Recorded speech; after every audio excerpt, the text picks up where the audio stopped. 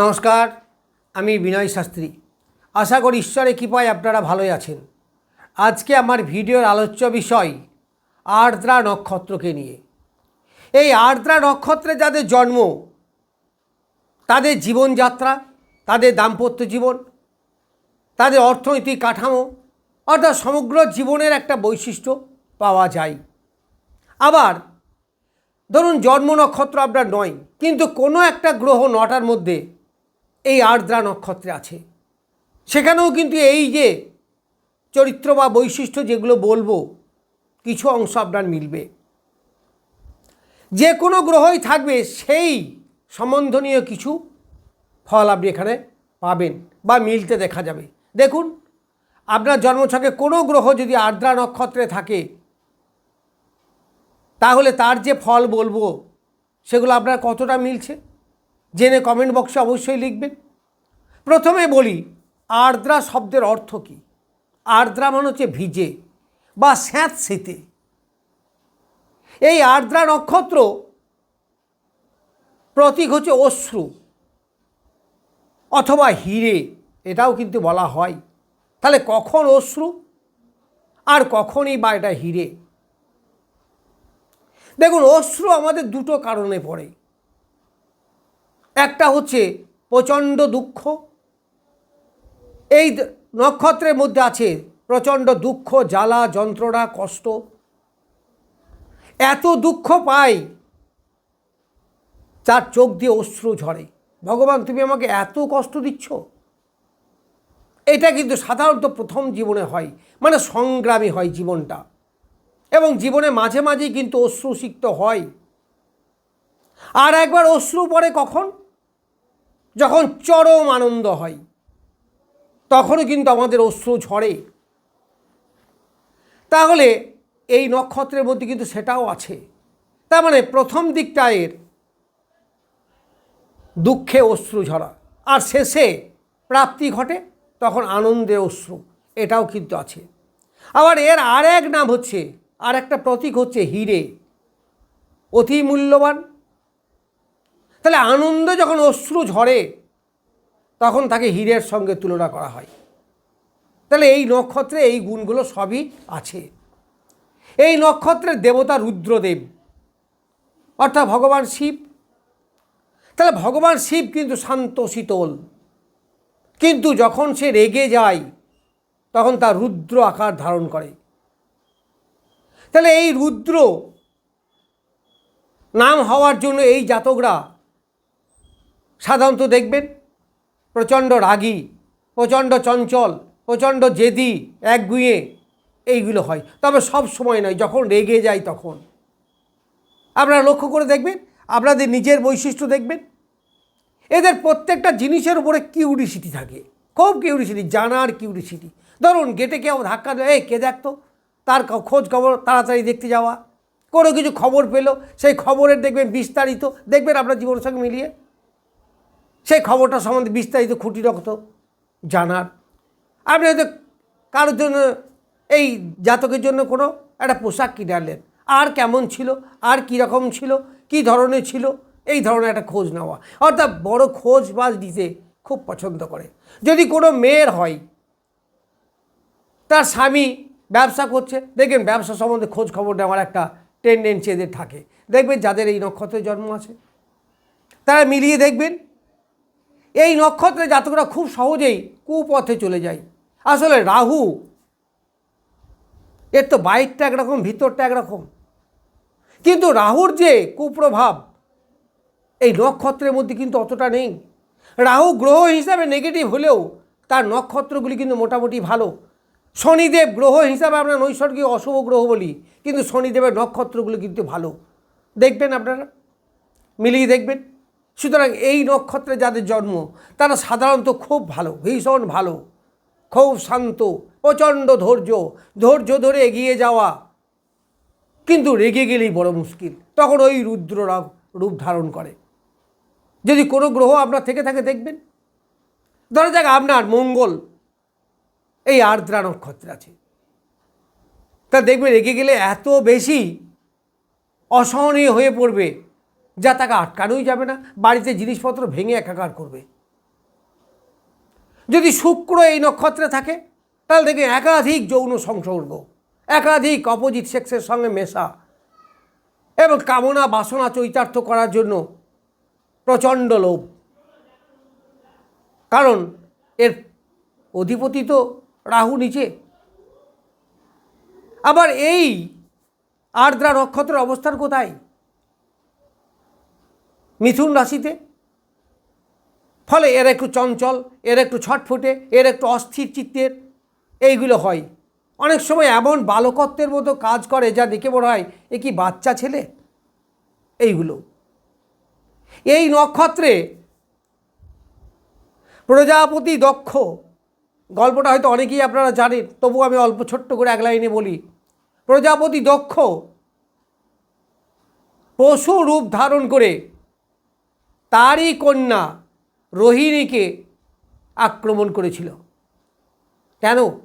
শুধুমাত্র তার রূপে মুগ্ধ হয়ে যৌন সংসর্গ করার জন্য। তখন ভগবান শিব এই পশুর গলা কেটে দিয়েছিল, আঘাত করেছিল।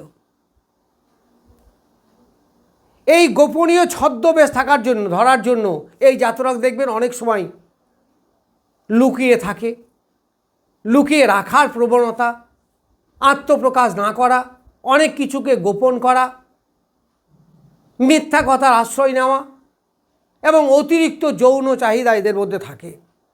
এই নক্ষত্রের জাতক যারা হবে দেখবেন মিলিয়ে যদি আপনাদের থাকে, বিশেষ করে পঞ্চমপতি, সপ্তমপতি, শুক্র, মঙ্গল, রাহু যদি এই নক্ষত্রে থাকে।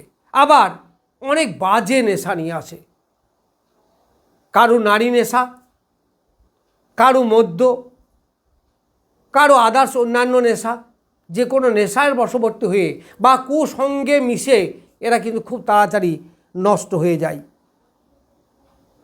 এই যে প্রজাপতি দক্ষ পশু রূপ ধারণ করলেন, এই জন্য দেখবেন যদি চতুর্থপতি বা চন্দ্র এই নক্ষত্রে থাকে, যাদের আছে দেখবেন তাদের মারা দেখবেন পশু পালন করতে খুব ভালোবাসে।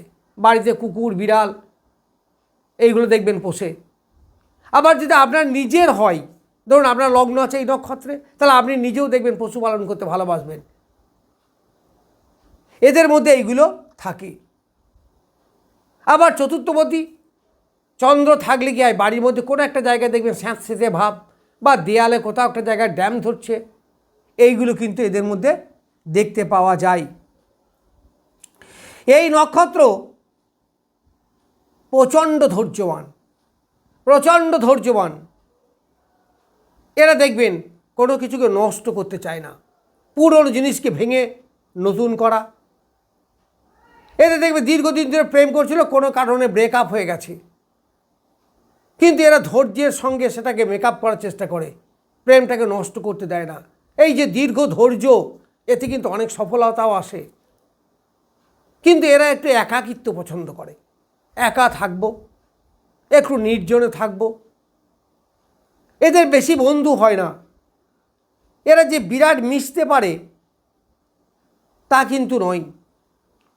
একটু একা থাকা, একটু কি বলবো স্বার্থপরতা, এরা নিজের নিয়ে থাকতে একটু বেশি পছন্দ করে। তবে অহংকার কিন্তু থাকে, লোক দেখানি এই ব্যাপারটা কিন্তু এদের মধ্যে যথেষ্ট থাকে।